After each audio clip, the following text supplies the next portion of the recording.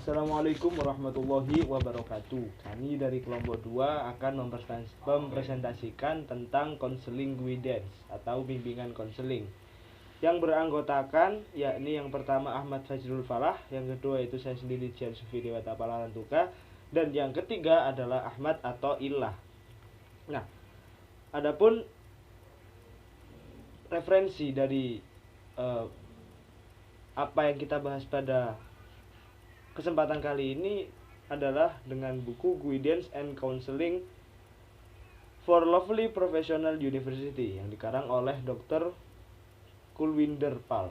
Nah, sub pembahasan yang pertama ini adalah 7 sub pembahasan. Adapun sub pembahasan yang pertama itu Guidance Service in Problem Counseling Service. Yang kedua itu Guidance Service Types of Evaluation Service. Yang ketiga itu Individual Understanding Technique, Test Technique.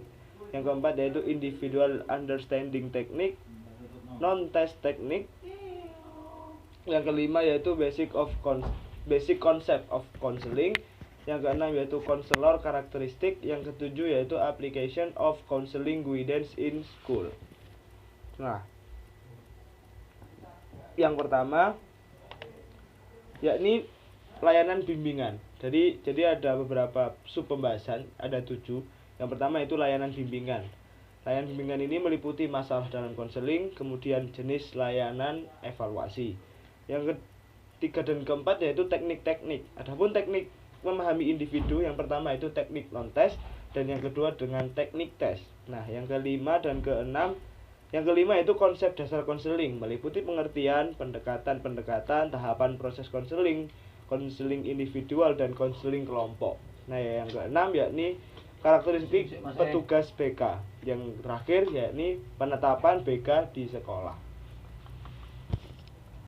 Memasuki sub pembahasan yang pertama yakni Guidance Service. Problem in Counseling Service, layanan bimbingan. Layanan bimbingan. Nah, kemudian counseling service. This service is considered to us be the most fundamental part of the guidance process. The purpose of it to assist the student in the process of all-around development. It provides an opportunity to the individual to discuss their plans and problem with a professional or counselor in conducive environment. The process ultimately makes a person capable of self-directed and self-sufficient. The service can be practiced only by a counselor.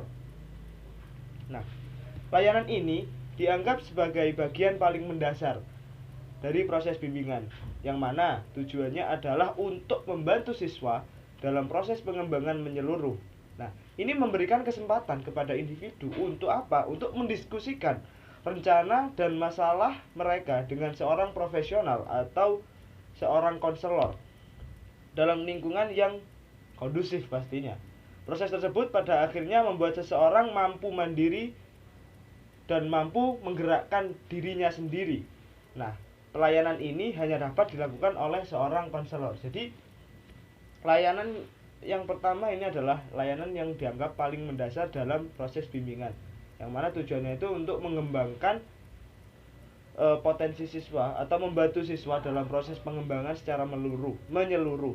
Nah, hal ini itu memberikan kesempatan kepada individu untuk mendiskusikan rencana-rencana dan masalah apa yang mereka hadapi kepada seorang konselor. Nah, kemudian pelayanan ini dapat terlaksana hanya dengan seorang konselor. Yang selanjutnya yaitu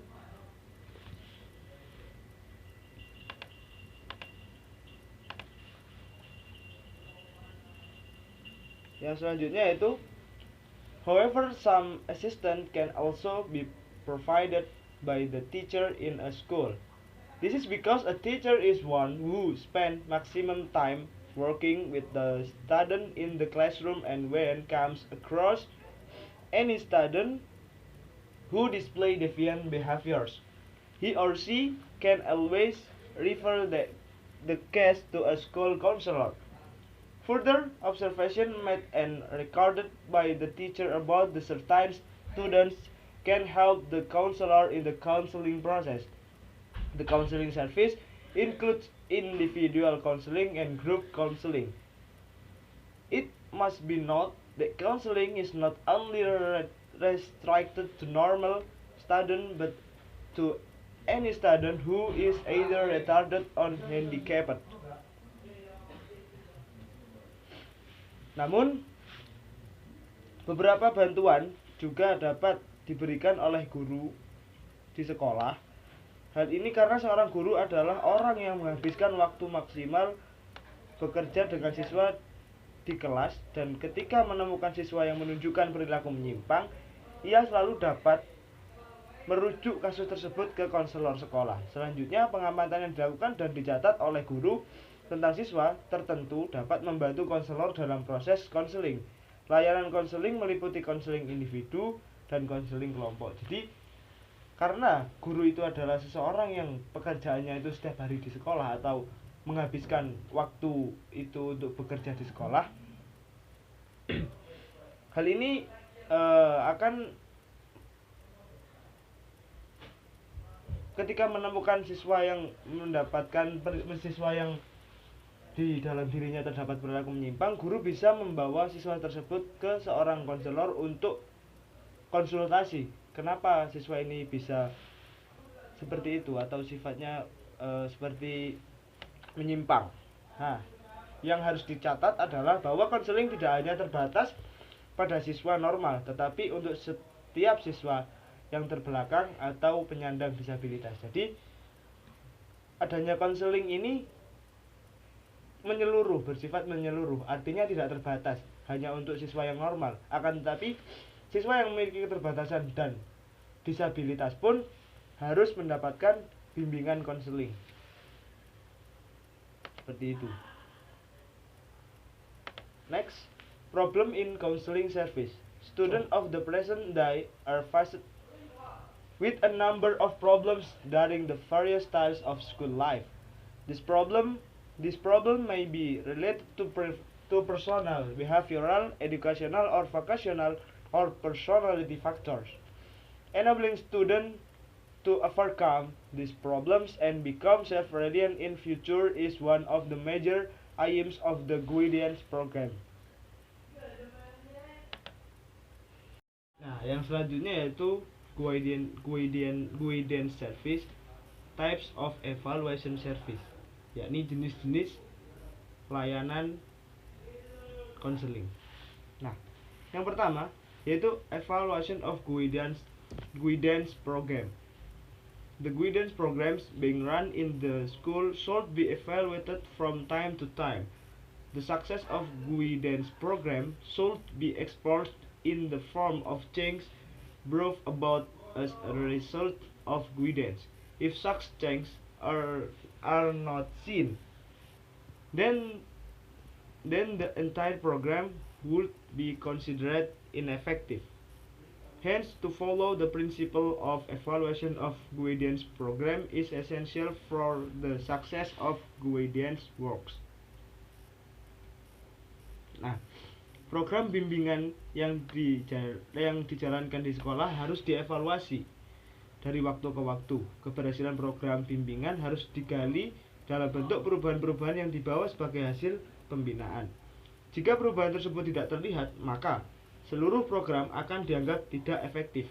Oleh karenanya, mengikuti prinsip evaluasi program bimbingan sangat penting untuk keberhasilan pekerja bimbingan atau seorang konselor. Nah, program bimbingan yang dijalankan di suatu sekolah atau suatu parlemen pendidikan ini harus dievaluasi, yang mana evaluasi tersebut harus secara bertahap, artinya dari waktu ke waktu. Untuk apa? Keberhasilan program bimbingan harus digali dalam bentuk perubahan-perubahan yang mana dibawa sebagai hasil dari pembinaan. Jika perubahan tersebut tidak terlihat, maka seluruh program dianggap tidak efektif. Oleh karenanya, mengikuti prinsip dari evaluasi, yaitu prinsip evaluasi program bimbingan sangat penting untuk keberhasilan pekerja bimbingan atau konselor. Jadi, evaluasi dari seorang konselor itu sangat penting. Untuk apa? Untuk keberhasilan seorang konselor itu sendiri. The next,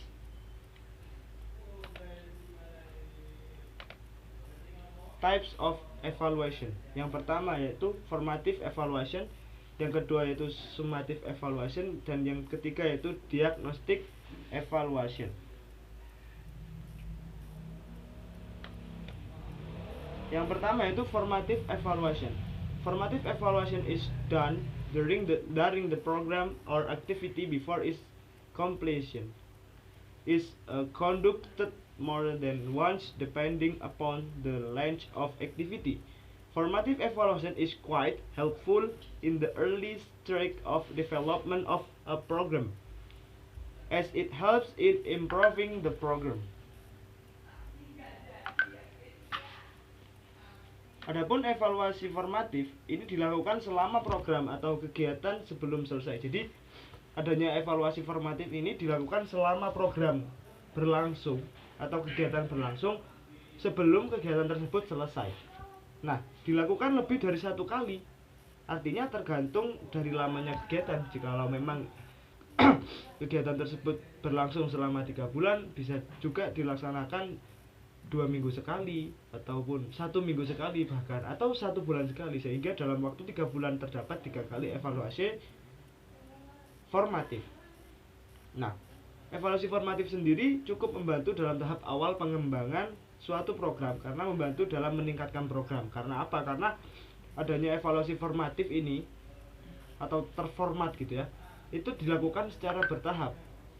Artinya dilakukannya itu dari waktu ke waktu. Misal dari, ya seperti yang tadi dijelaskan bahwasanya 3 bulan misal kegiatan itu berlangsung selama 3 bulan, maka bisa dilakukan kurang lebih 1 bulan sekali, atau bahkan 2 minggu sekali, atau bahkan seminggu sekali, seperti itu. Yang selanjutnya yakni summative evaluation. As the name indicates, is done and the end or completion of the program or activity. It's helpful in knowing the effectiveness of the whole program. In this case, the counselor comes to know about the worth of program at the end of the program. Sesuai dengan namanya, dilakukan pada akhir atau penyelesaian program atau kegiatan, yaitu evaluasi akhir. Sangat membantu untuk mengetahui efektivitas keseluruhan program. Dalam hal ini, konselor mengetahui tentang nilai program di akhir program. Jadi, sesuai dengan namanya,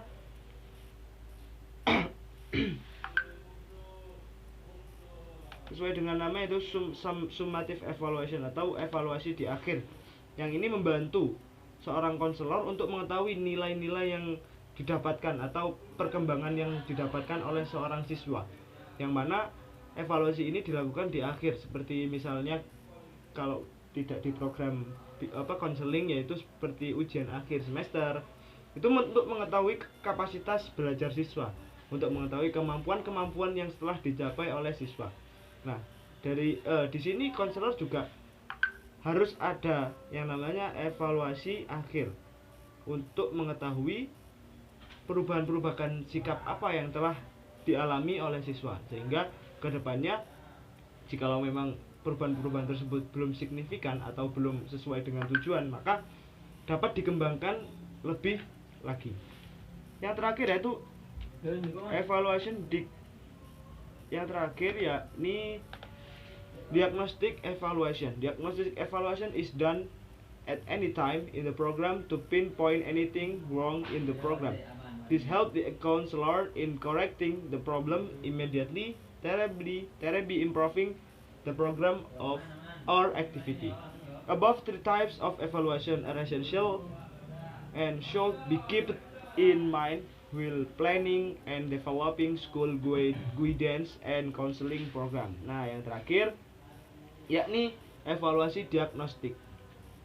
Evaluasi diagnostik sendiri dilakukan setiap saat dalam program untuk menunjukkan kesalahan dalam program. Nah, hal ini membantu konselor dalam memperbaiki masalah dengan segera sehingga meningkatkan program atau kegiatan. Jadi, kalau diagnostik evaluasi ini dilakukan secara setiap saat, artinya didiagnosis setiap saat, sehingga ketika memang terdapat sesuatu kekeliruan atau sesuatu kekurangan, maka seorang konselor ini akan langsung memperbaikinya. Nah, jadi misal ketika ada mata pelajaran BK ini, kemudian seorang konselor ini mengamati gitu, mendiagnosis, oh ternyata terdapat kesalahan. Nah, pada saat itu juga seorang konselor ini bertindak untuk apa? Untuk memperbaiki kesalahan tersebut, sehingga kesalahan tersebut dapat teratasi dan tidak semakin meluas gitu. Itu yang terdapat dalam evaluasi diagnostik yang bersifat dilaksanakan setiap saat. Nah, jadi 3 jenis evaluasi di atas sangat penting dan harus diingat saat merencanakan dan mengembangkan program bimbingan dan konseling yang selanjutnya akan dilanjutkan oleh teman-teman saya. Okay, thank you. Okay, for the next material is individual understanding technique, yakni tes teknik. Psychological tests are designed to assess the characteristic of people, such as their abilities, attitudes, motivation, interests, needs, and values, and so on. Tes psikologi itu dirancang untuk menilai karakteristik orang seperti kemampuan, sikap, motivasi, minat, kebutuhan, dan nilai mereka, dan sebagainya. Psychological test can be defined as a sample of an individual behaviors obtaining in the standard condition and scored according to a fixed set of rules that provide a numeric score. Tes psikologi itu dapat didefinisikan sebagai sampel dari individu, perilaku, memperoleh di bawah kondisi standar, dan dinilai menurut seperangkat aturan tetap yang memberikan skor numerik. Okay, next. Various kinds of test technique. Berbagai macam teknik tes. Jadi teknik tes ini ada berbagai macam, ada 5 tes, yakni yang pertama ada intelligence test, ada aptitude test, ada achievement test, attitude scale, dan personality test. Dan untuk yang pertama itu intelligence test, atau yang dimaksud dengan tes kecerdasan. Okay, next. Intelligence test. Intelligence has been one of the most popular psychological terms used in the differing individual difference. It has helped to explain that people differ from each other in their ability to understand complex ideas or to learn from experience. Jadi kecerdasan telah menjadi salah satu istilah psikologis paling populer yang digunakan dalam mengidentifikasi perbedaan individu. Ini telah membantu untuk menjelaskan bahwa orang berbeda satu sama lain dalam kemampuan mereka untuk memahami ide-ide yang kompleks atau untuk belajar dari pengalaman.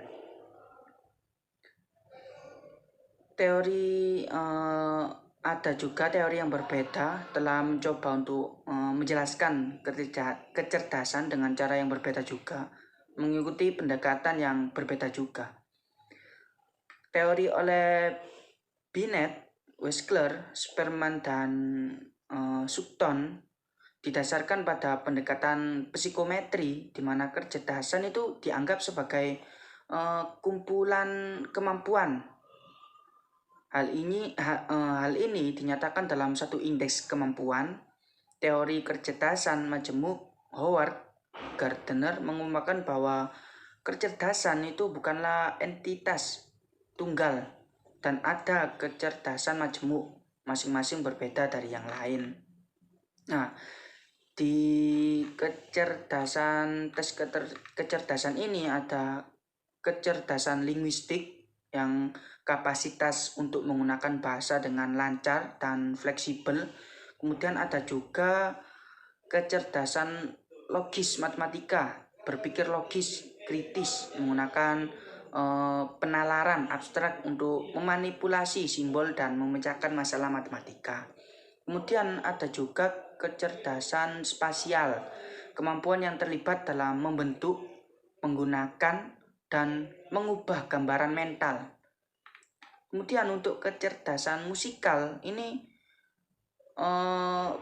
kapasitas untuk memproduksi, membuat, dan memanipulasi pola musik digunakan dalam menyanyikan lagu, membuat sonata, atau bahkan mengapresiasi struktur sebuah karya musik. Kemudian ada lagi kecerdasan kinestetik jasmani. Di sini kemampuan untuk menggunakan tubuh dan struktur otot seseorang dengan cara yang terencana dan terkoordinasi. Nah, contohnya itu kayak atlet, penari, aktor, pesenam, itu menggunakan kecerdasan kinestetik jasmani. Kemudian ada juga kecerdasan interpersonal, digunakan dalam berhubungan dengan orang lain, seperti kita mencoba memahami perilaku. Ini contohnya seperti konselor, ya, psikolog, politisi, pekerja sosial, dan lain-lain. Ada juga kecerdasan intrapersonal, itu pengetahuan tentang kekuatan dan keterbatasan internal seseorang. Dan selanjutnya yakni aptitude test.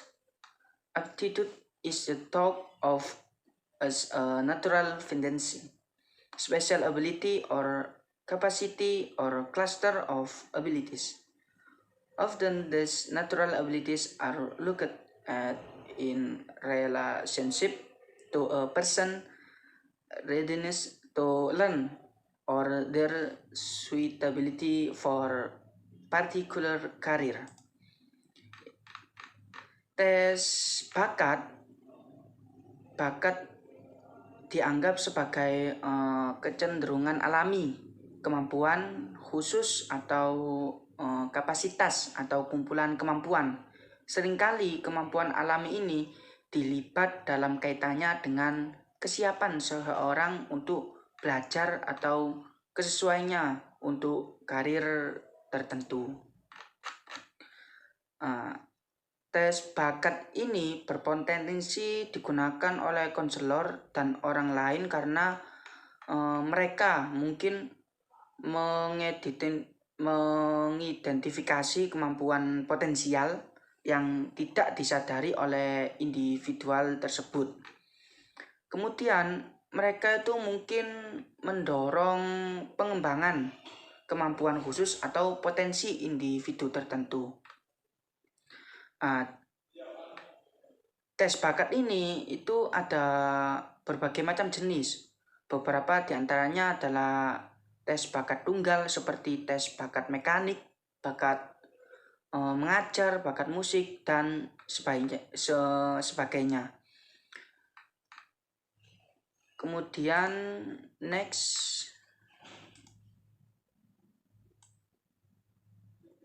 achievement test. Achievement is what one successfully accomplishes in an area of study, activity, or domain. Tes achievement test atau disebut juga tes prestasi. Prestasi adalah apa yang berhasil dicapai seseorang dalam bidang studi, activity, kegiatan, atau domain. Di sini tes prestasi dalam kasus siswa itu dapat dikonseptualisasikan sebagai pembelajaran yang berhasil dari materi pendidikan yang ditugaskan. Pembelajaran seperti itu biasanya ditunjukkan kepada guru dan orang lain, baik melalui presentasi, lisan, atau ujian tertulis. Jenis tes prestasi itu ada tes formatif dan sumatif. Tes formatif itu digunakan untuk mengukur kemajuan yang dicapai dalam pengetahuan dan keterampilan sebelum dan selama pengajaran. Sedangkan tes yang sumatif itu diberikan pada akhir instruksi kursus untuk menilai hasil instruksi. Kemudian attitude scale. Attitudes are experience of how much we like or dislike various things. Attitude scale atau skala sikap. Sikap adalah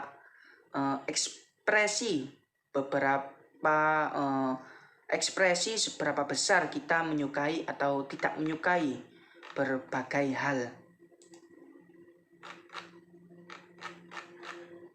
Skala sikap ini kita cenderung mendekati dan mencari untuk dikaitkan dengan hal-hal yang kita sukai. Kita hindari atau tolak hal-hal yang tidak kita sukai. Sikap mewakili evaluasi dan kinerja kita terhadap berbagai objek, peristiwa, orang, dan situasi. Kemudian karakteristik yang menentukan dari sikap adalah bahwa mereka mengekspresikan evaluasi sepanjang garis, suka atau tidak suka, pro atau anti, mendukung atau tidak menyukai, atau positif atau negatif. Itu. Dengan membatasi istilah sikap pada evaluasi, kita membedakan sikap dari keyakinan atau pendapat. Sikap mencakup aspek-aspek tertentu dari kepribadian seperti minat, penghargaan, dan perilaku sosial. Next. Personality test. The term personality, however, signifies much more than simply the physical looks of a person and has a very broad meaning. It includes the emotional, motivational, interpersonal, attitudinal, and even moral aspect of a person. Personality test atau disebut dengan juga tes kepribadian, seringkali orang menggunakan istilah kepribadian untuk menunjukkan bentuk fisik seseorang. Namun istilah kepribadian berarti lebih dari sekedar penampilan fisik seseorang dan memiliki arti yang sangat luas. It includes, ini mencakup aspek emosional, motivasional, motivasi antar pribadi, sikap, dan bahkan moral aspect of a person atau bahkan moral seseorang.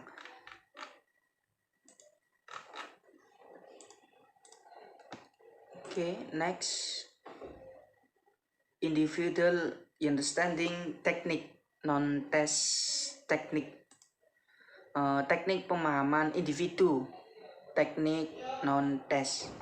Next. Various kinds of non-test technique. Berbagai macam teknik non-test. Jadi teknik pemahaman individu yang teknik non-test itu ada berbagai macam.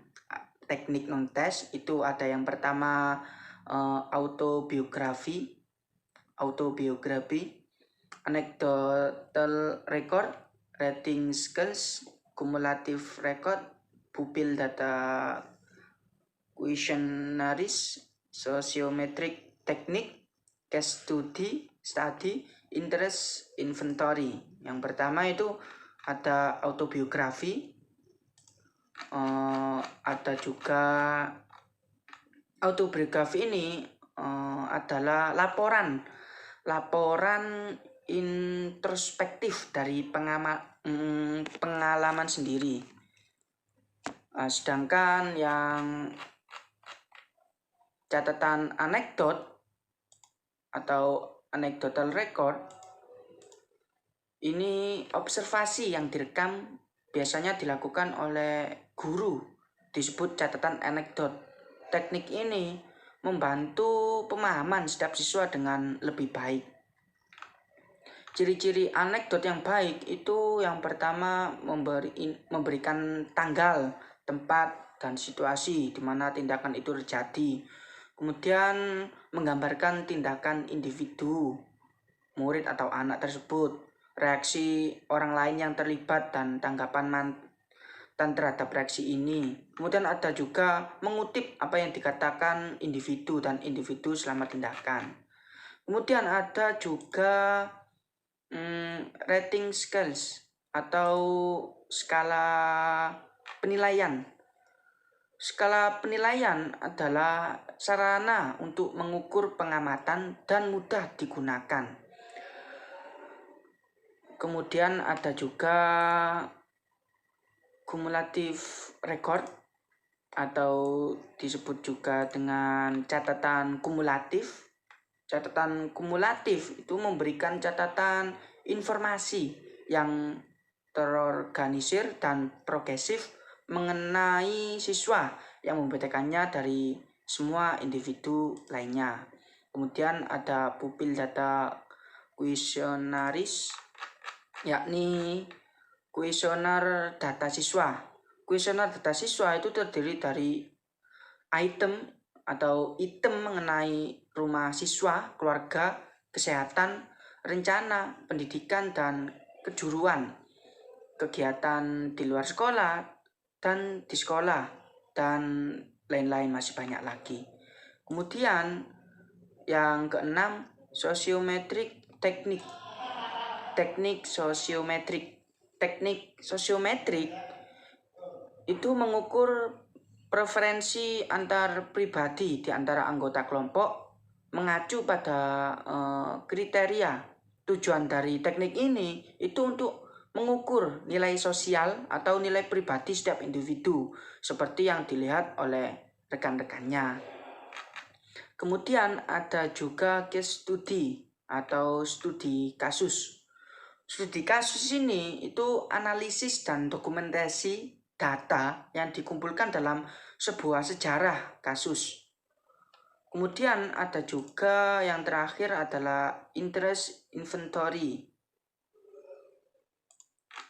atau disebut dengan inventarisasi bunga. Kita mungkin telah mengamati di kelas kita bahwa beberapa siswa menunjukkan kecenderungan lebih dalam matematika, sementara yang lain itu ada cenderung dengan komputer atau cenderung dengan sastra, lukisan, dan lain-lain. Minat adalah orientasi perilaku terhadap objek, kegiatan, atau pengalaman tertentu. Minat itu berkaitan dengan kemampuan umum, bakat khusus, dan nilai dalam berbagai cara. Mungkin cukup sekian dari presentasi saya. Untuk selanjutnya bisa dilanjutkan oleh Mas Fajrul Falah. Oke, terima kasih. Okay, Bismillahirrahmanirrahim. The next topic is about basic concept of counseling atau konsep dasar counseling. Nah, pada pembahasan kali ini akan dijelaskan mengenai definisi konseling, lalu pendekatan dalam konseling, lalu tahapan-tahapan konseling, lalu konseling individu dan juga konseling kelompok. Langsung saja, yang pertama mengenai pembahasan definition of counseling, pembahasan pengertian dari konseling. According to Halm and McHane, Counseling is a one-to-one relationship between an individual troubled by problems with which he cannot cope alone, and professional worker whose work training and experience have qualified him to help others reach solution to various types of personal difficulties. Jadi menurut Halm dan juga McHenry, konseling adalah hubungan satu lawan satu antara seorang individu yang bermasalah dengan masalah yang tidak dapat dia atasi sendiri, dan juga seorang pekerja profesional yang pelatihan dan pengalamannya telah memenuhi syarat untuk membantu orang lain mencapai solusi untuk berbagai jenis kesulitan pribadi. According to Smith, counseling is a process in which the counselor assists the counseling to make interpretation of fact relating to a choice, plan, or adjustment which he needs to make. Menurut Smith, konseling adalah proses di mana konselor membantu konseling untuk membuat interpretasi fakta-fakta yang berkaitan dengan rencana pilihan atau penyesuaian yang perlu dia buat. Jadi menurut dua pengertian di atas yang sudah saya sebutkan, bahwa konseling adalah merupakan salah satu bentuk hubungan yang bersifat membantu. Nah, makna membantu di sini adalah sebagai upaya untuk membantu orang lain agar ia mampu tumbuh ke arah yang dipilihnya sendiri, mampu memecahkan masalah yang dihadapinya, dan juga mampu menghadapi krisis-krisis yang dialami dalam kehidupannya. Nah, tugas konselor adalah menciptakan kondisi-kondisi yang diperlukan bagi pertumbuhan dan perkembangan klien. The next is approaches in counseling. First, directive counseling, second, non-directive counseling, and third, elective counseling. First, the directive approach. According to the directive psychoanalytic theory, the client is ignorant and unaware of the reasons for his difficulties or suffering, which are deeply embedded in the unconscious. The client is therefore helpless, and it is the therapist who has to play the role of interpreting the material for him or her. Menurut teori psikoanalitik direktif, klien tidak tahu dan tidak menyadari alasan kesulitan atau penderitaan yang tertanam dalam alam bawah sadar. Oleh karena itu, klien tidak berdaya dan terapis lain harus memainkan peran menafsirkan materi untuknya. Jadi pendekatan direktif ini dipelopori oleh Edmund Griffin Williamson dan juga John Darley, yang mana mereka berasumsi bahwa klien itu tidak mampu mengatasi masalahnya sendiri, tidak mampu mengatasi masalah yang dihadapinya sendiri. Karena itu, klien membutuhkan bantuan dari orang lain, yang mana orang lain di sini adalah seorang konselor. Jadi inisiatif dan juga peranan dan utama dalam pemecahan masalahnya itu lebih banyak di konselor. Klien bersifat menerima perlakuan dan keputusan yang dibuat oleh konselor. Dalam konseling direktif ini dibutuhkan data yang lengkap tentang klien yang mana akan digunakan dalam usaha mendiagnosis klien. Next is counseling step atau tahapan-tahapan dalam konseling. Directive counseling involves 6 stages: analysis, synthesis, diagnosis, prognosis, counseling, and follow-up. Konseling direktif melibatkan 6 tahap. Yang pertama, analisis. Nah, analisis ini merupakan langkah mengumpulkan informasi yang diperoleh dari diri klien berdasarkan latar belakangnya. Nah, data yang dikumpulkan ini mencakup segala aspek kepribadian yang dimiliki klien, seperti kemampuan, minat, motif, kesehatan fisik, dan juga karakteristik lain yang mana dapat digunakan untuk mempermudah atau mempersulit penyesuaian diri klien pada umumnya. Langkah yang kedua yakni sintesis atau perpaduan. Nah, sintesis adalah usaha merangkum dan menghubungkan data yang telah diperoleh dari proses analisis, yang selanjutnya disusun sedemikian rupa sehingga dapat menunjukkan keseluruhan gambaran tentang diri klien. Yang ketiga, diagnosis, yakni merupakan tahap interpretasi data dalam bentuk problem yang ditunjukkan. Dalam tahap ini juga terdapat 3 kegiatan yang dilakukan, yakni identifikasi masalah, menentukan sebab-sebab, dan juga menentukan kemungkinan yang akan terjadi, kemungkinan yang akan terjadi di masa depan, di masa mendatang. Yang keempat, prognosis. Nah, apa itu prognosis? Menurut Williamson, prognosis ini bersangkutan dengan upaya memprediksikan kemungkinan yang akan terjadi berdasarkan data-data yang sudah ada pada masa sekarang. Misalkan, ada seorang murid, ada seorang siswa yang mana menurut data saat ini dia itu malas belajar dan juga mendapatkan nilai-nilai yang relatif jelek. Maka kemungkinan yang akan terjadi di masa depan adalah siswa ini akan mendapatkan kesulitan atau bahkan tidak bisa masuk dalam seleksi penerimaan mahasiswa baru. Hal ini mengacu pada prediksi arah perkembangan masalah konseling di masa depan berdasarkan kesimpulan yang telah dibuat sebelumnya, berdasarkan data-data yang sudah ditemukan tadi. Yang kelima, yakni penyuluhan atau konseling, yang mana konselor membantu klien untuk menemukan sumber-sumber pada dirinya sendiri untuk membantu klien sehingga lebih siap untuk memecahkan masalah yang dihadapi dengan situasi penyesuaiannya. Dan yang terakhir, follow up atau tindak lanjut. Nah, tindak lanjut ini merujuk pada segala kegiatan yang membantu siswa setelah mereka memperoleh layanan konseling, tapi kemudian memenuhi masalah-masalah baru atau muncul masalah yang lampau. Nah, tindakan ini juga mencakup penentuan keefektifan konseling yang telah dilaksanakan sehingga menjamin keberhasilan konseling.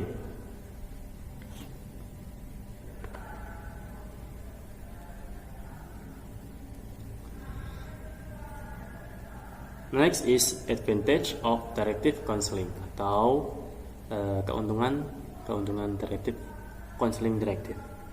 This method is useful from the time-consuming viewpoint. It saves time. Metode ini berguna dari sudut pandang yang memakan waktu. Ini menghemat waktu.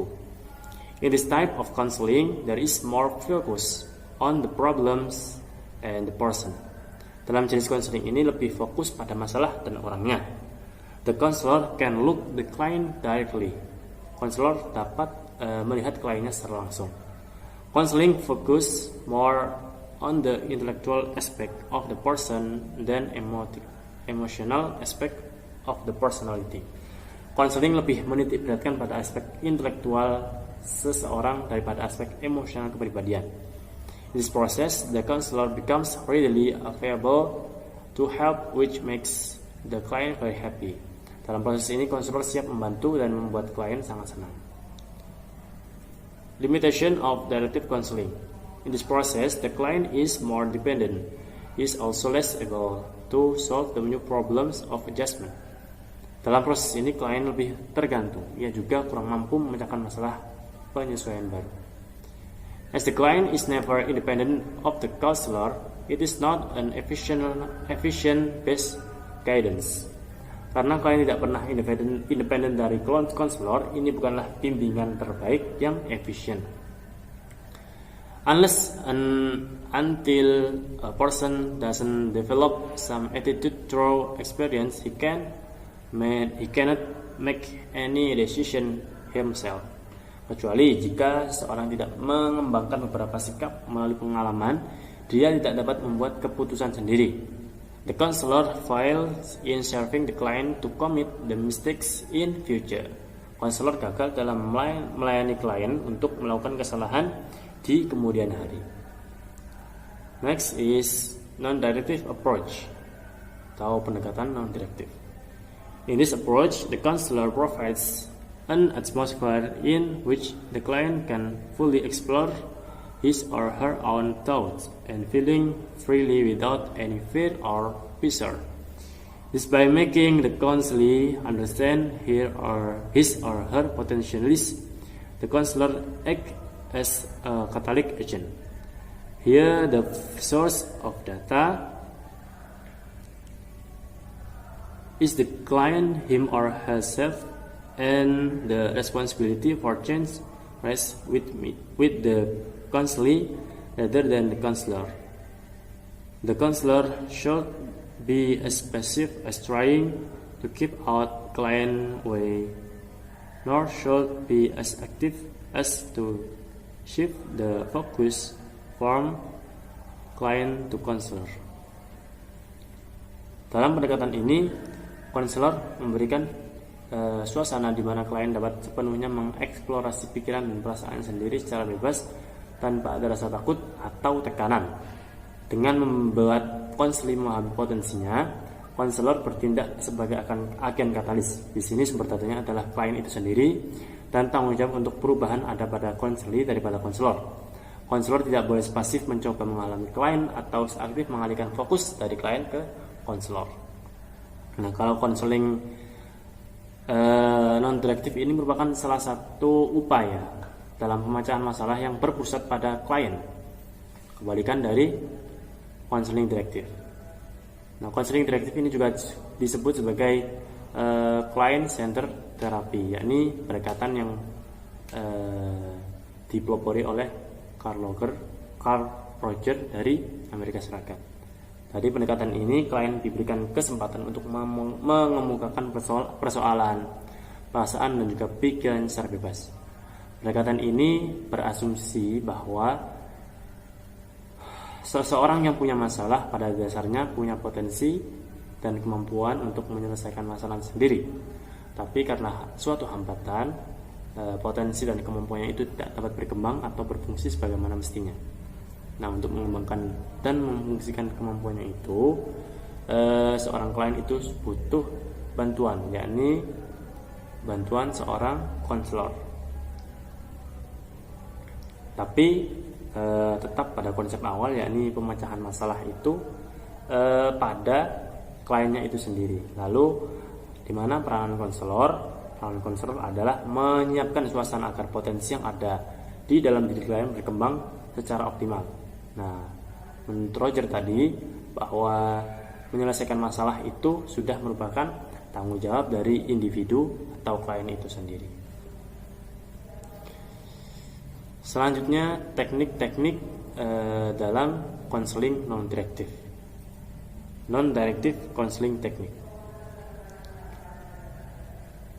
Listening, mendengarkan, accepting, menerima, respecting and understanding, menghargai dan mengerti, responding, menanggapi. Next is electric approach. Electric counseling is defined as the synthesis and combination of directive and non-directive counseling. It represents a middle status between the two extremes, represented by the non-directive technique on one hand and the directive technique on the other. In electric counseling, the counselor is neither too active as in the directive counseling nor too passive as the non-directive counseling. He just follows the middle path between these two. Jadi konseling elektrik didefinisikan sebagai sintesis dan kombinasi dari konseling direktif dan non-direktif. Ini mewakili status tengah antara dua ekstrem yang diwakili oleh teknik non-direktif di satu sisi dan teknik direktif di sisi lain. Dalam konseling elektrik, konselor tidak terlalu aktif seperti dalam konseling direktif atau terlalu pasif dalam konseling non-direktif. Dia hanya mengikuti jalan tengah di antara keduanya. Jadi konseling elektrik ini merupakan tengah-tengah atau jalan tengah antara dua pendekatan sebelumnya, yakni direktif dan juga non-direktif, yang mana seorang konselor ini tidak bertindak sebegitu aktif seperti pada konseling direktif dan juga tidak sepasif saat konseling non-direktif. Nah, jadi hanya mengikuti jalan tengah antara keduanya. Seperti itu. Lalu langkah-langkah steps in electric approach atau langkah-langkah dalam pendekatan elektrik. diagnosis of the cause atau diagnosis penyebabnya, analysis of the problems, analisis masalah, preparation of alternative plan for modifying the factors, penyusunan rencana tentatif untuk memodifikasi faktor, interview, securing effective condition for counseling, mengamankan kondisi yang efektif untuk counseling, interviewing and stimulating the client to develop his own research and to assume its responsibility for trying new models of adjustment, mewawancarai dan merangsang klien untuk mengembangkan sumber dayanya sendiri dan memikul tanggung jawabnya untuk mencoba mode penyesuaian baru, proper handling of any related problems which may contribute to adjustment, penanganan yang tepat dari setiap masalah terkait yang dapat berkontribusi pada penyesuaian. The next is stage of the counseling process, atau tahapan-tahapan dalam proses counseling.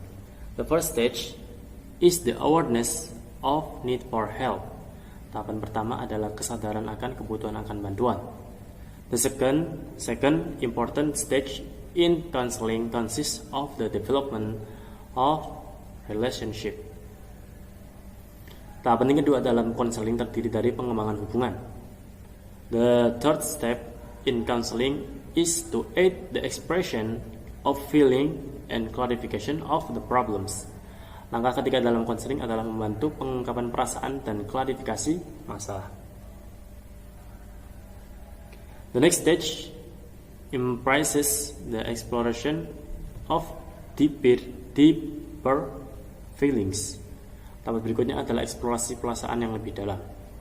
The preceding stage logically leads to the next stage, comprising the integration process. Tahap sebelumnya adalah secara logis mengarah pada tahap berikutnya yang terdiri dari proses integrasi. The next stage, though not spelled out very clearly, is concerned with the time perspective. Tahap berikutnya meskipun tidak dijabarkan dengan sangat jelas berkaitan dengan perspektif waktu.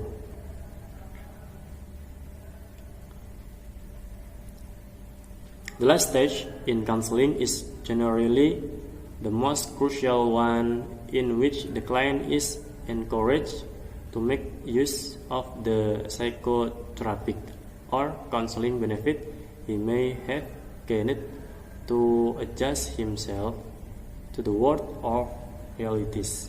Tahap terakhir dalam counseling umumnya merupakan tahap yang paling penting, di mana klien didorong untuk memanfaatkan manfaat psikoterapi atau counseling yang mungkin telah diperolehnya untuk menyesuaikan diri dengan dunia realitas. Next is individual counseling atau counseling individual. Individual counseling is the component of guidance aimed at helping an individual to plan, to do, or to adjust according to his particular needs. Counseling individu adalah komponen bimbingan yang bertujuan membantu individu untuk merencanakan, melakukan, atau menyesuaikan diri sesuai dengan kebutuhan khususnya. Nah, kebutuhan counseling individu ini merupakan salah satu layanan counseling yang diselenggarakan oleh konselor terhadap klien dengan pertemuan yang bersifat individual. Artinya pertemuan tersebut dilakukan secara tatap muka oleh dua orang yang disebut sebagai konselor dan juga klien. Nah, untuk membantu klien menyelesaikan masalahnya serta bertujuan agar klien dapat mengaktualisasikan dirinya ke depannya. Klien dapat mengatasi masalah yang ada pada dirinya. Group counseling atau counseling kelompok. Group counseling is an extension of individual counseling. In group counseling, a number of individuals work together with a professional counselor to learn to resolve personal and interpersonal concerns. The primary goal of group counseling is the creation of an interpersonal climate which helps each individual to develop an insight into himself. Konseling kelompok merupakan perpanjangan dari konseling individu. Dalam konseling kelompok, sejumlah individu bekerja sama dengan konselor profesional untuk belajar memecahkan masalah pribadi dan interpersonal. Tujuan utama dari konseling kelompok adalah menciptakan iklim interpersonal yang membantu setiap individu untuk mengembangkan wawasan tentang dirinya sendiri.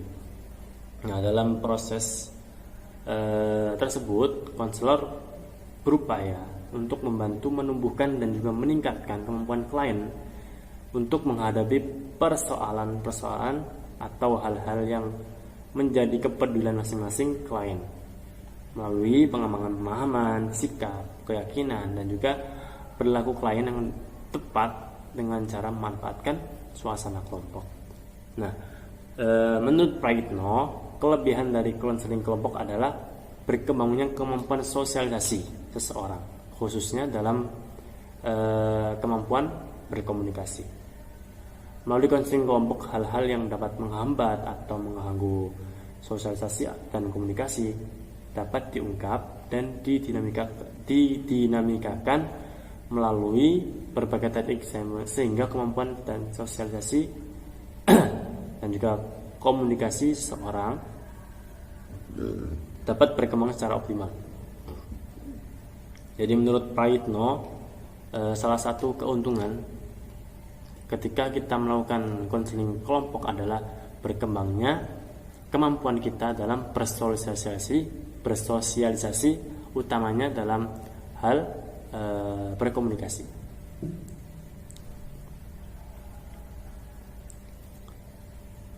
The next topic is about counselor characteristic atau karakteristik petugas BK.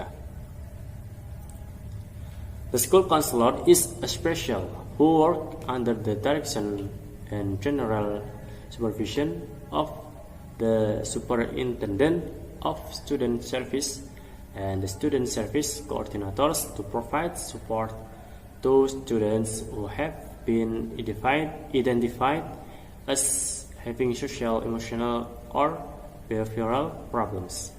Konselor sekolah adalah seorang spesialis yang bekerja di bawah arahan dan pengawasan umum dari pengawas layanan siswa dan koordinator layanan siswa untuk memberikan dukungan kepada siswa yang telah diidentifikasikan memiliki masalah sosial, emosional, dan juga masalah perilaku.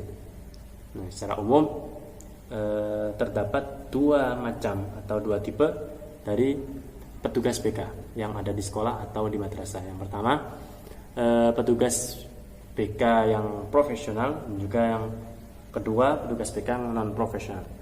Petugas BK yang profesional yakni adalah petugas BK yang memang dia itu memiliki latar belakang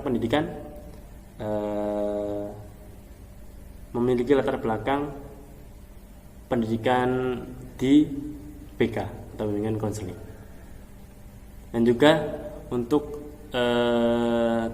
petugas BK yang profesional ini, dia itu tidak dipasrai atau tidak diberikan tugas untuk mengajar di kelas-kelas. Jadi fokusnya hanya pada pelayanan siswa, seperti itu. Sebaliknya, untuk petugas BK yang non profesional itu dia yang tidak memiliki latar belakang pendidikan di bimbingan konseling. Lalu sifatnya hanya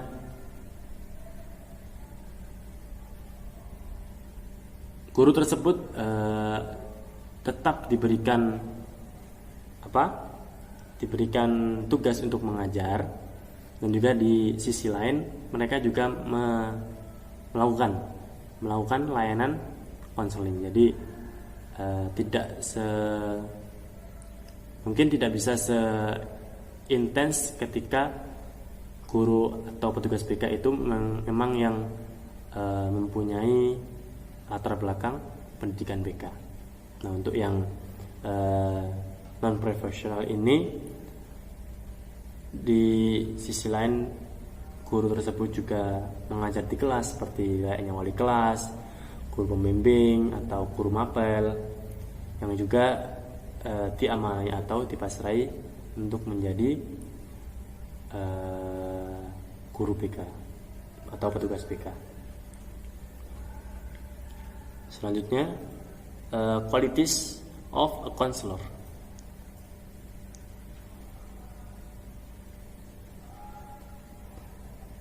Qualities of a counselor: empathy, congruence and warmth, respect, positive regard, important values, personal skill, personal knowledge, and personal development. Jadi seorang konselor itu harus memiliki kualitas yang mana mencakup 8 hal ini. Yang pertama, memiliki sikap empati atau pemahaman empati, ya, yang mana pemahaman empati ini diperlukan untuk melihat sudut pandang seorang konselor dari sudut pandang klien. Nah, tanpa memiliki kualitas atau memiliki rasa empati, pemahaman empati ini, konselor ini tidak dapat memahami masalah. Tidak dapat memahami masalah secara spesifik, dan juga mungkin tidak mampu menawarkan kepada klien tingkat pemahaman yang mendukung yang klien butuhkan. Jadi sepatutnya seorang konselor atau petugas BK ini memiliki pemahaman empati yang mana digunakan dalam layanan, digunakan selama melayani klien yang melakukan layanan konseling. Yang kedua, kesesuaian dan kehangatan, congruence and warmth. Nah, seorang konselor ini juga harus memiliki kemampuan untuk memberikan rasa nyaman atau kehangatan kepada kliennya. Jadi dengan terciptanya suasana yang bersahabat, seorang konselor ini dapat menciptakan atau dapat mendorong interaksi dan juga keterbukaan daripada kliennya sendiri. Yang selanjutnya, seorang konselor itu harus memiliki rasa hormat, harus memiliki kehormatan, rasa menghormati kepada kliennya. Nah, konselor itu harus selalu menunjukkan rasa hormat kepada kliennya,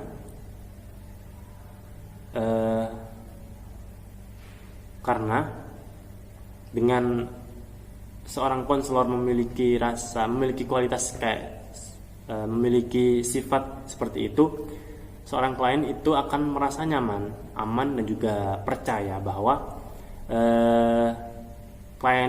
konselor tersebut pasti akan menjaga kerahasiaannya selama proses konseling. Jadi di sisi lain, konselor juga harus mempunyai komitmen untuk selalu membantu, mendorong, dan juga mendukung kliennya. Selanjutnya, seorang konselor itu harus memiliki hal-hal positif, yang mana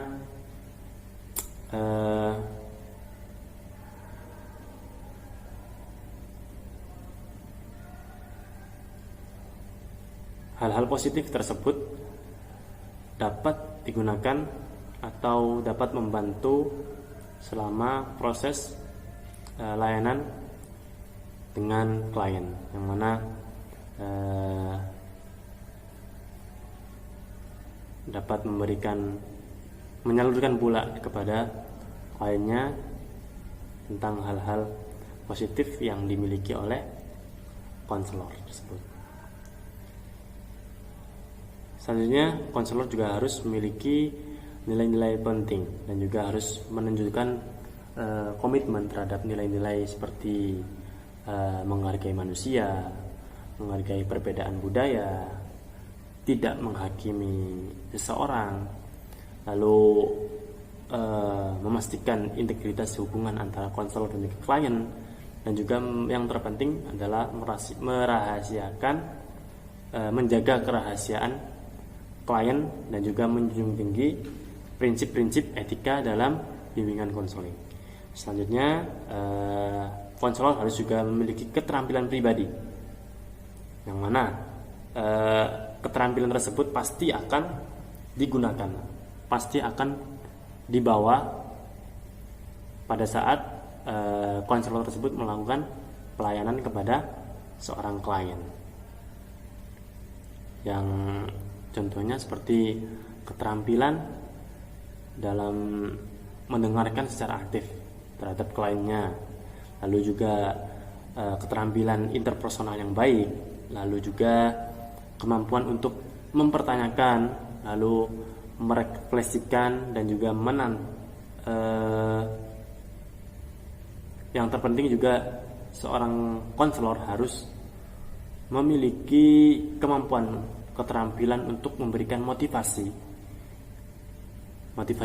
yang baik, lalu juga memiliki keterampilan untuk melakukan problem solving atau pemecahan masalah, dan juga memiliki kemampuan organisasi yang baik, yang mana hal-hal tersebut pasti akan berguna dalam pelaksanaan proses layanan bimbingan konseling. Yang selanjutnya memiliki pengetahuan pribadi. Nah, pengetahuan pribadi di sini dalam artian seorang konselor itu harus memiliki pengetahuan yang memadai atau memiliki bekal pengetahuan yang memadai tentang apa itu konseling dan juga segala hal yang berhubungan dengan konseling, agar supaya ketika seorang konselor menangani seorang klien itu juga seorang klien ini dapat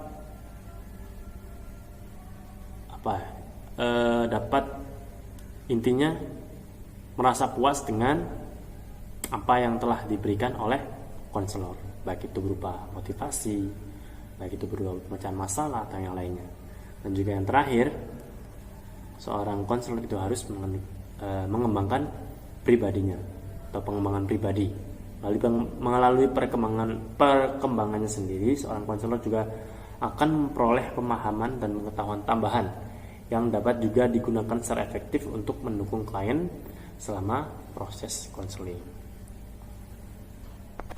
Okay, and now the last topic is about application of counseling guidance in school, atau penerapan bimbingan konseling di sekolah. Counseling the elementary school child. Counseling anak sekolah dasar. Counseling elementary school children involves helping them with their learning problems and making their experience at school enjoyable and engaging. The major aim of counseling at this level is the prevention of emotional breakdowns. There could also the problems of learning if the curricular material are not adjusted to the child's abilities. Konseling anak-anak sekolah dasar melibatkan membantu mereka dengan masalah belajar mereka dan membuat pengalaman mereka di sekolah menyenangkan dan menarik. Tujuan utama konseling pada tingkat ini adalah pencegahan gangguan emosional. Masalah belajar juga bisa terjadi jika materi kurikuler tidak disesuaikan dengan kemampuan anak. Jadi layanan bimbingan konseling di SD merupakan layanan spesifik yang mana diberikan kepada siswa agar ia memperoleh kesempatan untuk berkembang secara optimal sesuai dengan potensi dan juga minat yang dimilikinya. Juga di sisi lain juga berfungsi untuk mampu mengenali dirinya sendiri dan juga lingkungan sekitarnya, dan juga mampu mengarahkan diri pada akhirnya memiliki kemampuan untuk memecahkan masalah yang sedang dan juga akan dihadapi nantinya. Nah, layanan bimbingan dan konseling ini memfasilitasi siswa dengan menyampaikan informasi yang diperlukan, memberikan pengarahan, memberikan motivasi, lalu membantu mengenali diri, juga menunjukkan resiko-resiko yang akan dihadapi terhadap pilihan-pilihan yang sudah dipilih, dan juga dapat memberikan nasihat jika memang diperlukan. Next is role of the teacher in counseling, atau peran guru dalam counseling. The relation between counseling and instruction in the educational process emphasizes the key role of the teacher in guidance. The teacher is uniquely responsible for the element of learning in which the class as a group and each pupil as an individual in a group find opportunity for learning and for personal development. Keterkaitan antara konseling dan pengajaran dalam proses pendidikan menekankan peran kunci guru dalam bimbingan. Guru secara unik bertanggung jawab atas iklim pembelajaran di mana kelas sebagai kelompok dan setiap siswa sebagai individu dalam kelompok menemukan kesempatan untuk belajar dan untuk pengembangan pribadi. Nah, Sardiman menyatakan bahwa ada 9 peran guru dalam proses bimbingan konseling, yakni yang pertama, guru sebagai informator. Nah, ini guru diharapkan sebagai pelaksana cara mengajar informatif, lalu studi lapangan, dan juga sumber informasi kegiatan akademik maupun kegiatan-kegiatan non-akademik. Yang kedua, guru sebagai organisator, yakni guru sebagai pengelola kegiatan akademik, silabus, jadwal, dan juga yang lainnya. Yang ketiga, guru sebagai motivator, yakni guru harus mampu merangsang dan juga memberikan dorongan serta memberikan atau menumbuhkan sikap kreativitas pada siswa sehingga akan terjadi dinamika dalam proses belajar mengajar. Yang selanjutnya, guru sebagai direktur, yakni guru harus membimbing dan juga mengarahkan kegiatan belajar mengajar sesuai dengan tujuan yang dicita-citakan. Yang selanjutnya, guru sebagai inisiator, yakni guru sebagai pencetus ide dalam proses belajar mengajar. Yang selanjutnya, guru sebagai transmitter, yakni guru bertindak sebagai penyebar kebijaksanaan dalam pendidikan dan pengetahuan. Selanjutnya, guru sebagai fasilitator, yang mana guru akan memberikan fasilitas dan juga kemudahan-kemudahan yang lain dalam proses pembelajaran. Selanjutnya, guru sebagai mediator, yakni guru sebagai penengah dalam kegiatan belajar siswa. Dan juga yang terakhir, guru sebagai evaluator atau guru mempunyai otoritas untuk menilai prestasi anak didik dalam bidang akademik maupun tingkah laku sosial, sehingga dapat menentukan bagaimana anak didiknya berhasil atau tidak dalam proses pembelajaran. Next, need of student in counseling. Kebutuhan siswa dalam counseling. First, adjustment to secondary school, penyesuaian sekolah menengah. Decision about leaving school, keputusan tentang meninggalkan sekolah. Learning problems, masalah pembelajaran. Decision about college, keputusan tentang perguruan tinggi. Emotional development and guidance, pengembangan dan bimbingan emosional. Physical development and guidance, pembinaan dan juga perkembangan fisik. Social development and guidance, perkembangan dan bimbingan sosial. And the last is counseling the counseling at secondary school. Ini counseling di sekolah menengah. The counselor's role with the high school pupils lies in the showing warmth, understanding, and friendliness, by which he can win the confidence and trust the pupils, and with the help of this, desirable attitudes, interests, and goal can be inculcated. The counselor can help the pupil gain insight into his problems and help resolve some of the problems which could assume tremendous proportion if neglected at this stage.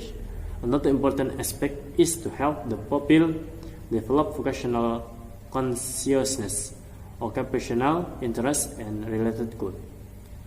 Peran konselor dengan siswa sekolah menengah terletak dalam menunjukkan kehangatan, pengertian, dan keramahan yang dengannya ia dapat memenangkan kepercayaan dan kepercayaan siswa, dan dengan bantuan ini sikap minat dan tujuan yang diinginkan dapat ditanamkan. Konselor dapat membantu siswa yang peroleh wawasan tentang masalahnya dan membantu menyelesaikan beberapa masalah yang dapat menimbulkan proporsi yang luar biasa jika diabaikan pada tahap ini. Aspek penting lainnya adalah membantu siswa mengembangkan kesadaran kejuruan, minat kerja, dan juga tujuan-tujuan terkait.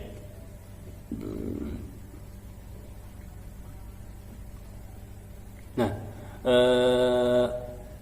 usia anak SMA adalah memasuki masa adolescent atau masa perpindahan dari fase anak-anak ke fase remaja, yang mana dalam fase tersebut mereka itu banyak mendapatkan kesulitan dan juga banyak hambatan-hambatan, banyak gejolak-gejolak, yang mana hal itu menandai proses perkembangan remajanya. Misalkan masalah yang sifatnya psikis, masalah-masalah situasional, masalah-masalah yang tidak bisa diprediksi, masalah hubungan percintaan, masalah perkembangan seksual, masalah sosial ekonomi, dan juga masalah masa depan dan juga yang lainnya.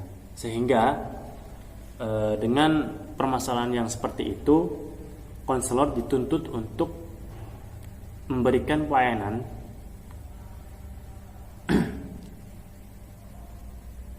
yang dapat dikatakan harus lebih baik daripada tingkat pendidikan di sebelumnya atau di bawahnya. Karena apa?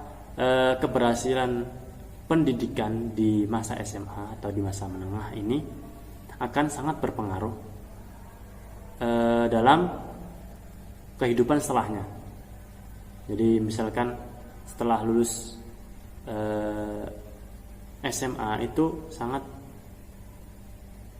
ditentukan, nasib siswa ini sangat ditentukan ketika di SMA-nya atau di masa sekolah menengahnya itu berhasil dalam menangani masalah-masalah yang sudah disebutkan tadi.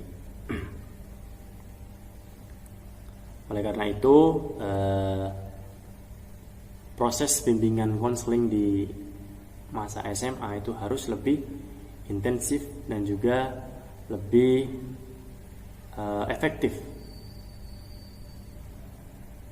Nah, kalau program bimbingan ini mau berjalan efektif, harus mendapatkan dukungan penuh daripada semua aspek, baik itu aspek pimpinan, baik itu seluruh staf pengajar, atau aspek-aspek yang lain. Jadi untuk menunjang keberhasilan atau keefektifan dalam bimbingan di masa SMA itu memang memerlukan dukungan dari segala aspek.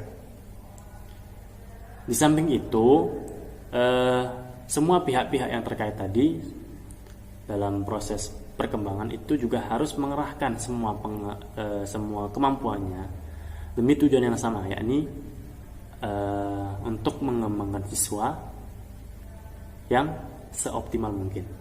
Jadi selain harus berkolaborasi antara seluruh aspek, harus solid antara seluruh aspek, juga harus mengerahkan seluruh kemampuan yang dipunya untuk tujuan yang sama, yakni mengembangkan kemampuan siswa, yang mana nantinya itu sangat berpengaruh ketika siswa tersebut sudah menjalani kehidupan setelah masa SMA atau setelah lulus dari SMA.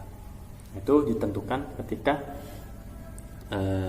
berhasil dalam melewati masa-masa peralihan dari anak-anak ke remaja dengan persoalan-persoalan yang sangat rumit tadi. Oke, mungkin that's the presentation that we can deliver that our group can deliver to you all. If you all have any questions about the material that we have conveyed, you can ask it during the discussion session. Okay, thank you for attention. Assalamualaikum warahmatullahi wabarakatuh.